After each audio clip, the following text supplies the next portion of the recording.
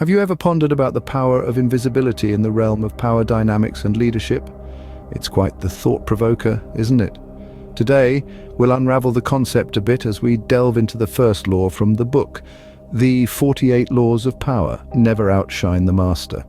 This law is an intriguing one, sparking curiosity and perhaps a bit of controversy. It encourages those with leadership aspirations to understand and respect the authority and position of their superiors. But wait, it's not about being submissive or losing one's individuality.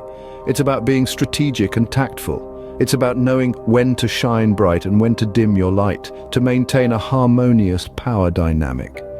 It's a dance, really, a dance of power where the steps are as much about perception as they are about reality. So as we step into this dance, remember, power is often more about perception than reality. Now, let's delve deeper into the intricacies of this intriguing law. Law number 1, as stated in the book of the 48 Laws of Power, is never outshine the master. Sounds simple, right? But it's a law that carries a lot of weight and potential repercussions if not followed. Imagine you're in a room full of people and you're the brightest star shining. It feels great, doesn't it? But what if in that room your boss, your master, is also present? Your brilliance might cast a shadow on them, and that's where the problem begins. You see, outshining the master can create resentment and even lead to your downfall. It's not about dimming your light, but rather knowing when and where to shine it. Think of it as a game of chess. You don't want to make a move that threatens your king, right? Similarly, in the power game, you mustn't threaten the position of your master. It's about understanding your place in the power hierarchy and using it to your advantage. This doesn't mean you should suppress your talents or capabilities. On the contrary, you should use them wisely. Show your worth, but don't make your master feel threatened or overshadowed. Remember, every power structure has a leader, a master. And this master, whether they admit it or not, enjoys their position of power. They revel in the respect and admiration that comes with it. By outshining them, you risk not only creating resentment, but also upsetting the balance of power. So how do you navigate this delicate situation? By being smart about it. Know when to shine and when to blend in. Understand the dynamics of your environment. Recognize the ego of your master and learn how to work with it, not against it. In essence, law number 1 is a strategic guide to maneuvering through the power game. It's about being observant, strategic, and most importantly, respectful of the established power hierarchy. So, as you can see, this law is all about playing the power game smartly.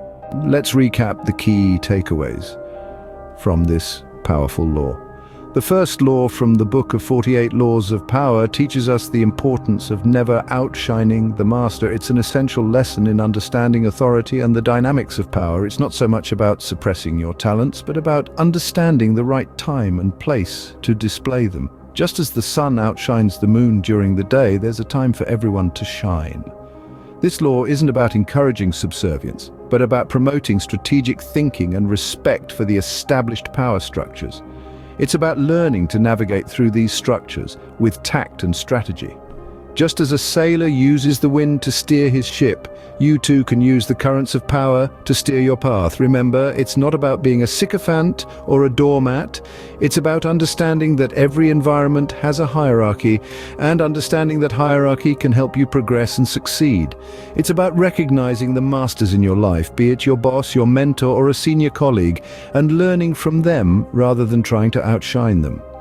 This law also teaches us the power of subtlety. Power isn't always about being the loudest in the room. Often it's about being the most observant, the most strategic, the one who understands the dynamics at play and can maneuver through them effectively. It's about knowing when to step back, when to step up, and when to let others take the lead. Think about how you can apply this law in your leadership journey. Can you identify the masters in your life? Are you aware of the power dynamics in your environment? Are you using strategy and tact to navigate through these dynamics? Remember, in the game of power, it's not about who is the strongest, but who plays the game the smartest.